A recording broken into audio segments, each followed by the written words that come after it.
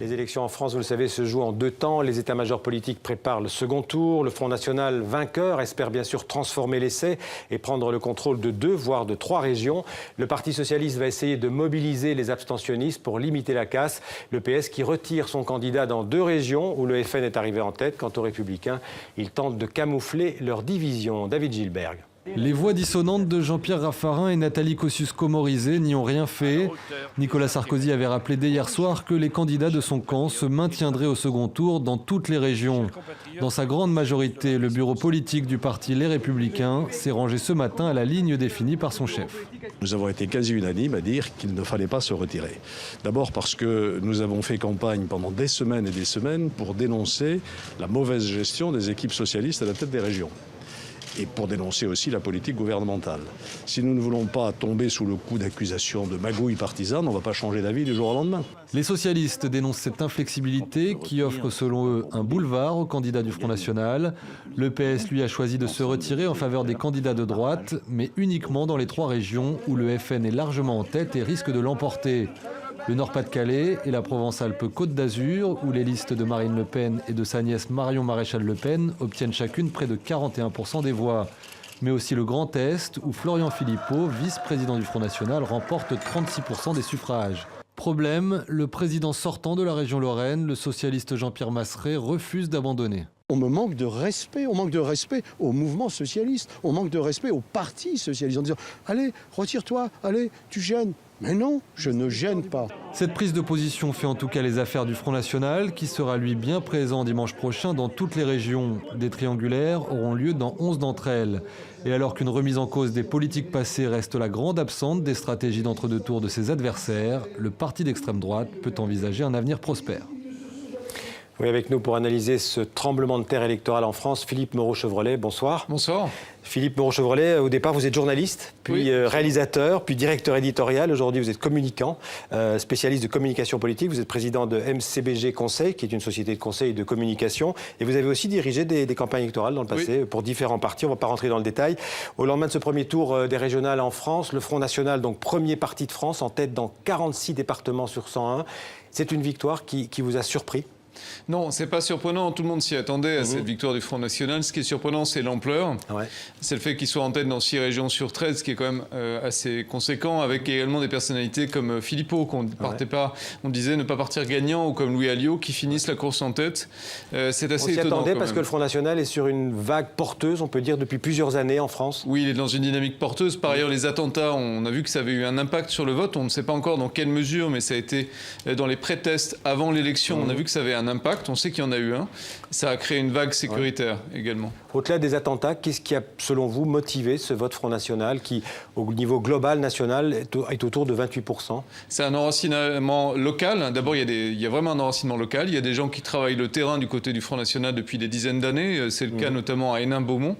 Steve Brévois, ça fait 20 ans qu'il travaille pour Marine Le Pen. Hénin-Beaumont, donc c'est dans le Nord-Pas-de-Calais. C'est dans le Nord-Pas-de-Calais. Aujourd'hui, la région Nord-Pas-de-Calais-Picardie, qui est la terre d'enracinement de Marine Le Pen. Il y a 2 pôles en fait. Il y a le pôle du Nord avec Marine Le Pen, le pôle du Sud avec Marion Maréchal Le Pen. C'est pas les mêmes électorats. Il y a un FN du Nord et un FN du Sud. Maintenant, il y a aussi un FN du Centre, de l'Est. Enfin, oui, parce qu'avant c'était comment dirais-je, concentré dans ces 2 régions, le Nord-Pas-de-Calais et le Sud, et la région PACA, la région Provence-Alpes-Côte d'Azur. Mais aujourd'hui, ça s'est vraiment étendu dans toute la France. Il n'y a plus aucune région qui échappe en fait disons, à la progression du parti Front National. Il y a des régions où c'est moins fort, comme l'Île-de-France ou la Bretagne, qui sont vraiment assez épargnées par ça.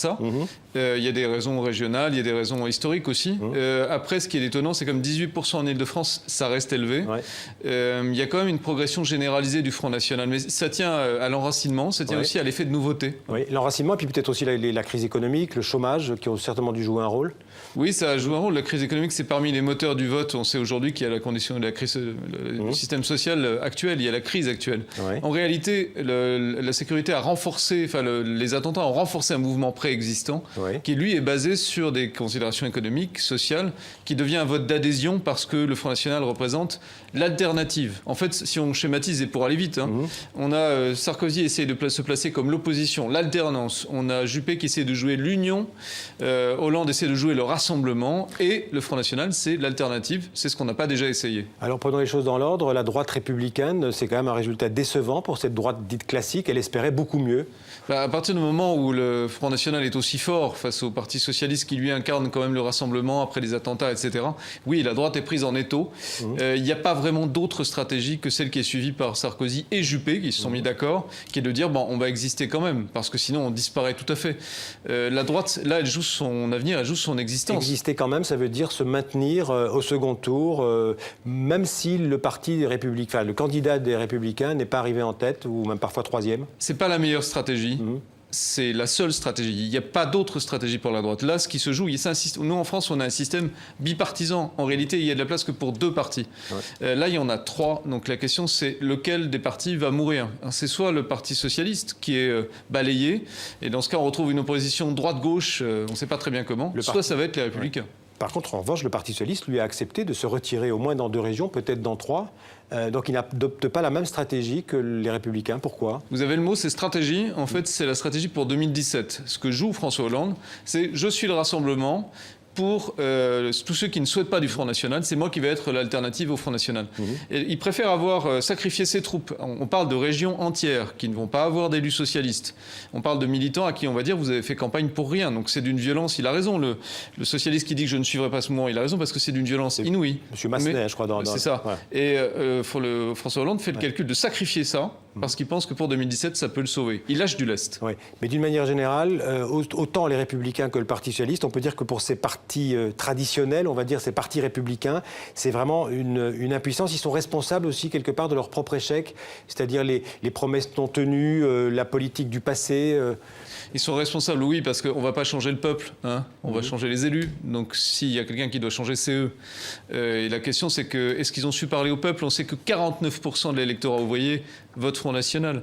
On sait que 35% des jeunes, les jeunes, votent Front National. Donc on est face à un phénomène.